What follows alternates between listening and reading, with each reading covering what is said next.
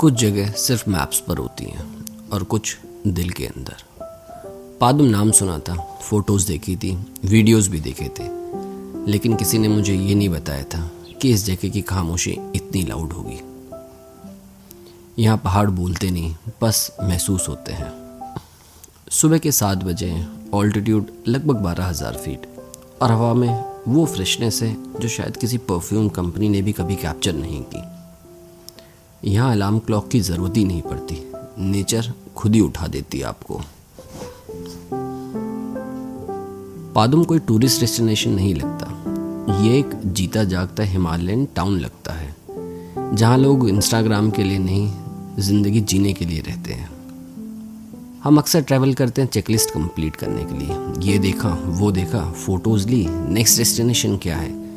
लेकिन पादुम ने मुझे चलना सिखा दिया, बिना डेस्टिनेशन के। पहली बार रियलाइज़ हुआ कभी कभी जर्नी का मतलब स्पीड नहीं होता, प्रेजेंस होता है। मैं बस बैठा था और सामने पहाड़ थे। उन्होंने कुछ कहा नहीं, मैंने कुछ सुना नहीं, फिर भी बातें बहुत कुछ हो गई। सफ़र की सबसे खूबसूरत यादें प्लेसेस नहीं होती, लोग होते हैं। लैंग्वेज अलग हो सकती है, कल्चर अलग हो सकता है, लेकिन एक स्माइल हर जगह सेम होती है। कल तक मुझे लगता था मैं ज़ंस्कार देखने आया हूँ, आज लग रहा है ज़ंस्कार मुझे देखने आ रहा है, और शायद इसीलिए हर ट्रैवलर एक दिन यहाँ वापस आना ज़रूर चाहता है। अब वक्त था ज़ंस्कार के सबसे लेजेंडरी रूट पर निकलने का, पेंसिला, और दुनिया की सबसे खूबसूरत ग्लेशियर्स में से एक द्रांग द्रुंग ग्लेशियर जो हमने देखा, उसके लिए कोई कैमरा कभी इनफ हो ही नहीं सकता। हर सफ़र में एक ऐसा दिन आता है जब डेस्टिनेशन से ज़्यादा रोड इम्पोर्टेंट हो जाती है। आज वही दिन था। पादुम पीछे छूट रहा था और सामने था ज़ंस्कार का एक और नया चैप्टर। आज के दिन में हमने ये डिसाइड करा कि मैं मनीष सर के साथ ही उनकी बाइक पर ही चलता हूँ, साथ में रहेंगे, आराम से चीज़ें देखेंगे। तो हमने एक बाइक को वहीं पादुम के होटल में अपने डंप कर दिया। पता नहीं क्यों, लेकिन हर किलोमीटर के साथ दिल और हल्का होता जा रहा था। यहाँ ट्रैफिक नहीं था, हॉर्न भी नहीं था, बिलबोर्ड्स तो थे ही नहीं, सिर्फ रोड से और वो आज़ादी जिसे हम शहरों में ढूंढते रहते हैं। कभी सोचा हम इतना भागते किस लिए हैं? प्रमोशन के लिए, बड़े घर के लिए, या फिर एक दिन इस तरह खुद से मिलने के लिए? देखो चलते चलते तुम बहुत आगे आ गए।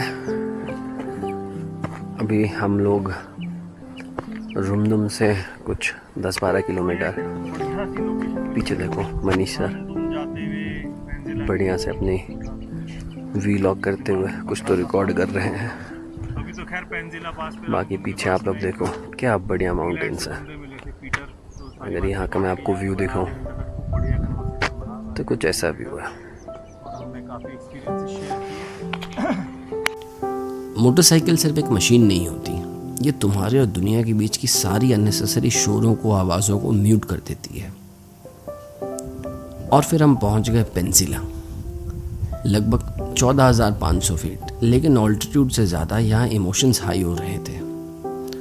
हवा और ठंडी हो गई थी, लेकिन दिल पहले से ज़्यादा गर्म। ऐसा लग रहा था जैसे हिमालय कह रहा हो, वेलकम, तुम फाइनली आ ही गए।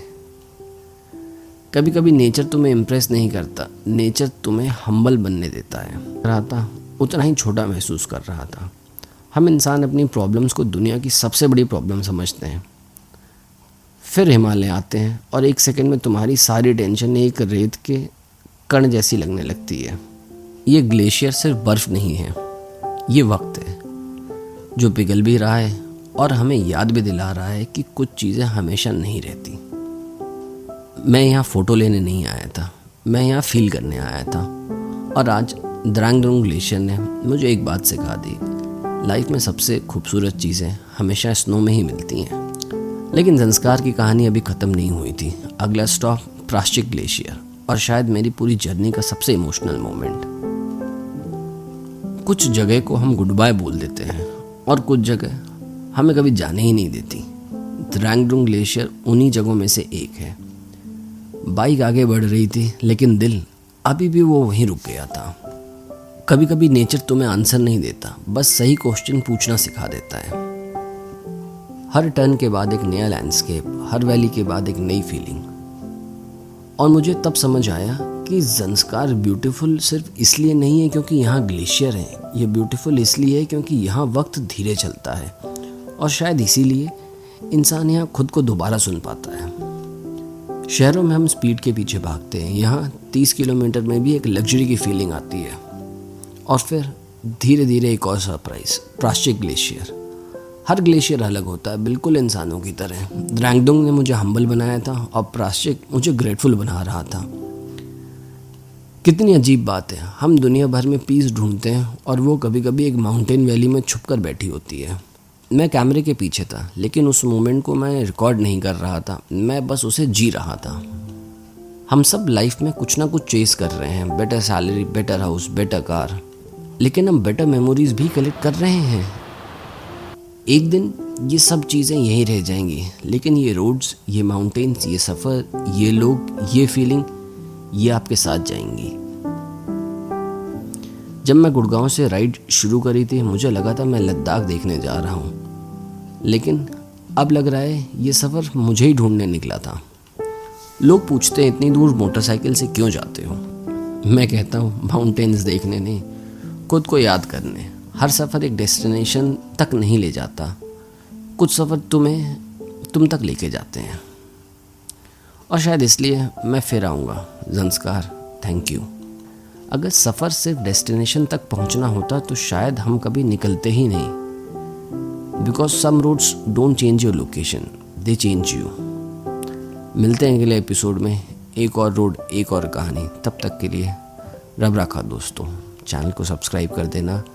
मिलते हैं अगली बार फिर एक रोड पे। पादुम की कहानी अभी ख़त्म नहीं हुई है, ज़ंस्कार अभी पूरा नहीं हुआ है, अभी बहुत कुछ देखना है। नेक्स्ट चैप्टर में फुटकल मॉनेस्ट्री की यादों को दिल में भर के लाया हूँ, आप लोगों के साथ शेयर करता हूँ। तब तक साथ दीजिए, बने रहिए। Thank you.